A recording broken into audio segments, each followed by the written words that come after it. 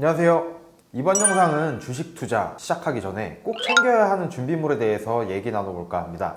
작년부터 급격한 주식시장의 성장으로 너도 나도 주식에 뛰어들어서 어떤 분은 좋은 결과로 차를 바꾸는 등 생활의 볼륨업을 한 분도 계실 테고, 또 어떤 분은 난생 처음 겪어보는 스트레스를 겪는 분도 계실 거라고 생각을 해요. 잘 되신 분은 축하드리며 한편으로는 부럽기도 합니다. 실력이 출중하셔서 또는 운때가 맞았을 수도 있고, 투자의 목표는 절대적인 수익 창출이기 때문에 무조건 웃습니다. 다만 투자는 자본주의 사회에서 죽을 때까지 계속적으로 행해지는 것이기 때문에 단기적인 결과로 일희일비할 게 아니라 시야를 좀 더 멀리 넓게 보는 학습이 필요하다는 점을 말씀드리고 싶습니다.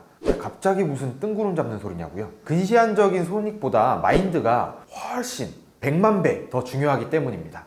영상의 순서는 투자를 시작하는 마인드가 어떻게 변하는지 첫 번째, 위험자산과 안전자산 두 번째, 자산군의 분류 세 번째, 마지막, 그럼 이제 어떻게 해야 되나요? 에 대해서 차분히 풀어보겠습니다. 상승장에서 투자는 어떤 방식으로든지 수익이 발생하는 방향이기 때문에 단거리 경주일 수 있어요. 그럼에도 불구하고 투자는 마라톤이라고 생각을 해주셔야 됩니다. 멀리 가면서 쌓아야 하는 것들, 그리고 관리해야 되는 것들이 넘쳐나기 때문이죠. 또한 매번 싸워서 이겨야 되는 토너먼트 방식이 아니라 10번 싸워서 6번 이상 이기는 리그전이라고 생각해 주시는 것이 중요합니다.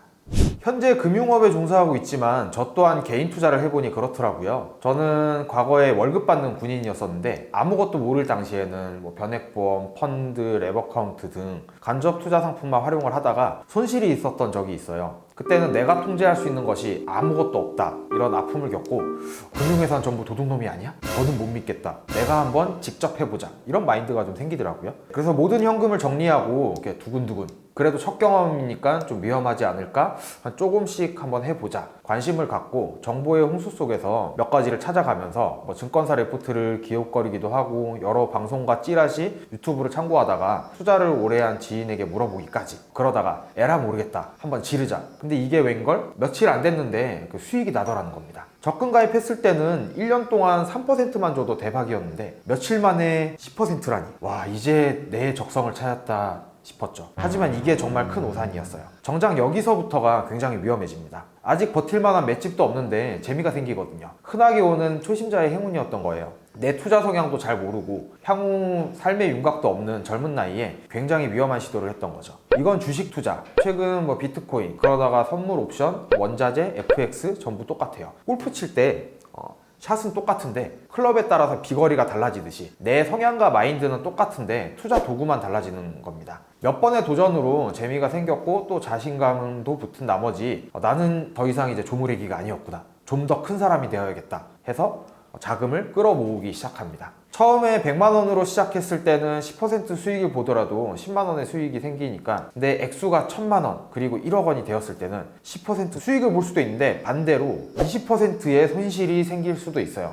실제 손실이 생겼을 때 나는 담대하다, 견딜 수 있다, 이런 마인드 컨트롤을 한다고 생각을 했는데 이게 참 정말 쉽지가 않아요. 수시로 생각이 많이 나거든요. 여기서부터 이제 생활에 영향이 생기기 시작을 하는데, 그래서 그 끝은 어떻게 됐냐고요? 그렇기 때문에 이 주제로 유튜브를 찍고 있습니다. 투자자와 투기꾼은 종이 한 장 정도 차이도 나지 않아요. 최근 가상자산이라는 각광받는 이유도 이런 심리 상태를 잘 활용했다고 생각이 들기도 해요. 튼튼한 펀더멘털에 의한 정상적인 장세는 아니었으니까요. 한 예시로 작년 제 의뢰인님의 사례인데요. 현금 흐름 파악을 하던 중에 대기업 다니는데 신용대출 이자가 생각보다 많으신 거예요. 그래서 이거 뭐죠? 라고 여쭤봤죠. 얼마 전에 마이너스 통장을 만드셨는데 목적은 주식 투자 용도였습니다. 보유한 현금이랑 마통 한도를 영끌해서 삼성전자에 전부 몰빵을 했다고 하셨습니다. 이자가 아깝지 않으세요? 라고 여쭤보니까 계산해보니까 배당금 받으면은 냈던 이자는 거의 회수될 것 같고 나중에 차익 실현하면은 매매 차익을 볼 것으로 기대를 한다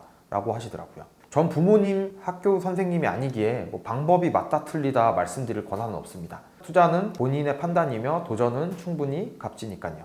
의뢰인의 도전이 더욱 견고해지기 위해서 함께 몇 가지 사항만 체크를 해봤는데요. 여기서 예상되는 리스크 포인트에 대한 점검입니다. 현금보다 대출 비중이 훨씬 더 많았던 상황이라서 우려는 됐는데 낮은 변동성의 대형 주식이라서 이건 오케이. 하지만 정작 필요한 목돈이 나가야 될 그런 이벤트가 생겼을 때 첫 번째는 마이너스 통장 활용을 못하죠. 그래서 가급적 비싼 대출을 받아야 됩니다. 두 번째, 여의치 않으면은 현재 보유한 주식을 정리를 해야 되는데 이때가 손실 구간이라면 투자 실패로 인해서 스트레스가 쌓인다였습니다. 불안한 마음에 업무 시간에 이렇게 차트를 수시로 보는 것은 뭐 당연한 이치고요. 이러면 좋지 않은 첫 경험으로 투자하기가 점점 겁나게 됩니다. 방법이 맞다 틀리다 정답은 없기 때문에 B2는 무조건 안 된다. 이건 없어요. 하지만 투자 생활이 내 삶에 영향을 미친다면 판단력이 흐려지기 때문에 유의하셔야 됩니다. 투자 방법 또는 전략을 선택할 때 내게 올 수 있는 위험은 무엇이 있는지, 그리고 내 성향과 궁합이 맞는지 안 맞는지가 훨씬 더 중요하다고 생각을 해요. 모쪼록 성공하셨길 바라면서 좋은 경험을 쌓아가시길 바랄 뿐입니다. 앞서 설명드렸던 첫 경험을 깨고 다음 단계로 접어들면 이제 공부하는 투자자가 되는데, 본인이 몸을 담은 업계 위주로 몇 개의 종목과 약간의 기본적 분석을 하게 됩니다. 주당 순이익률, 장부가치, 시가총액 평가 등. 하지만 여기에서 현타가 올 수도 있습니다. 분석을 해도 당최 얘가 오를지 내릴지, 분명 오른다고 하는 거에 베팅을 했는데 횡보 또는 하락을 했을 경우에 실적은 좋은 것 같아요. 근데 외부적인 요인 때문에 뭐 내 기대에 미치지 못할 때, 원금 손실이라도 생기면은 내가 왜 투자를 시작을 했을까? 열심히 적금이나 ETF 가입이나 할 걸 하는 겁니다. 마치 이게 고스톱을 쳤는데 사광의 고도리의 양피박인데 청단 3장으로 독박 쓴 느낌인 거죠. 여기서 뭔가 재미가 없다 싶으면은 국내장을 떠나서 슬슬 해외나 다른 금융투자 자산으로 눈을 돌리기 시작합니다. 근데 이게 뭐지? 분명히 수익이 났어요. 근데 이익 실현을 해서 내 계좌로 받아보니까 생각보다 별로인 거예요. 여기서 중요한 점은 환율과 세금과 거래 비용을 간과했다는 겁니다. 국내 주식 거래할 때는 저렴했던 수수료와 세금이었는데, 근데 환전을 했다가 다시 내 계좌로 돌아왔을 때 들어가는 비용, 이런 모든 비용들이 비싸져서 그렇습니다. 업종과 기업을 찾아보기도 힘든데 매매를 회전시킬 때마다 드는 비용에 대한 변수가 다시 생긴 거죠. 그런데 이건 해외 투자할 때 정말 중요한 내용이에요. 다른 영상으로도 한번 정리해 보도록 하겠습니다. 첫 경제활동을 시작하면서 국내 간접금융 상품에 대해 아픔을 겪어서 구조를 파악하고, 그리고 직접 투자에 뛰어들고 국내 투자와 해외 투자, 그리고 거래 비용, 세금까지 섭렵하고 내면의 평화까지 관리 가능한 단계에 다다랐다면 진정으로 성공한 개인 투자자라고 생각을 합니다. 하지만 열심히 달려가던 중에 마인드 컨트롤에 실패하거나 혹은 외부적인 상황으로 중도 탈락을 하는 경우라면 열심히 하다가 에이 모르겠다, 손익을 정리해버리거나 그냥 관망 혹은 존버하는 경우가 되겠네요. 한마디로 번아웃이 오게 되는 거죠. 투자의 첫 경험은 굉장한 매력으로 다가오지만 생각보다 지루해져요. 마라톤이에요. 연애할 때는 설레이는 감정이지만 결혼하면은 굉장히 안정적으로 편해지거나 혹은 매우 힘들어지거나 하는 차이라고 볼 수 있겠네요. 결과적으로 이벤트성 단기 투자가 아니라 내 삶 전반에 이어지는 개인 투자를 길고 재미있게 하려면 내 직업과 성향이 좀 맞아야 돼요. 아니면 지옥이 따로 없거든요. 투자도 근육 키우는 거랑 마찬가지로 경험치가 절대적으로 중요한데요. 여러 가지 경험을 하면서 돌고 돌아서 다시 ETF나 개인 PB가 운용하는 랩 계좌, 일반 펀드 등 간접 금융상품으로 돌아오는 경우도 굉장히 많이 봤습니다. 경험을 쌓기 위한 첫 투자는 한 가지 자산에 한 가지, 두 가지 종목으로 하셨다면 시간이 점점 지나면서 자금 규모가 점점 커짐에 따라서 목마름을 느끼실 거예요.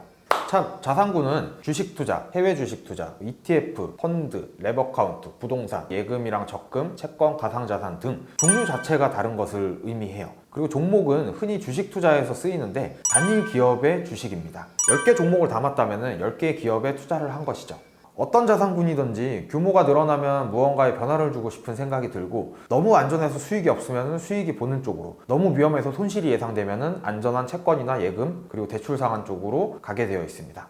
이럴 때 분산 투자 포트폴리오로 구성을 하게 되는데, 자산군과 그 자산군에 대한 종목을 적절하게 나누어 놓는 방법입니다. 기본적으로 수익 구조가 다른 위험자산과 안전자산을 나누어서 분산을 함으로써 목표 수익률 대비해서 변동성을 줄이는 것이죠. 위험자산은 누가 봐도 위험해 보이는 주식, ETF, 주식형 펀드, 하이힐드 채권 등이 있고요. 안전자산은 국가의 채권, 신용도가 높은 회사채, 가치가 보존되는 실물자산이나 현금이 있습니다. 100대 빵은 효율성이 떨어진다고 생각하고 가장 효율이 좋은 비율은 6대 4 혹은 7대 3 이라고 생각을 합니다. 많은 쪽이 위험자산이고요. 이건 이전 영상 또 참고해주세요.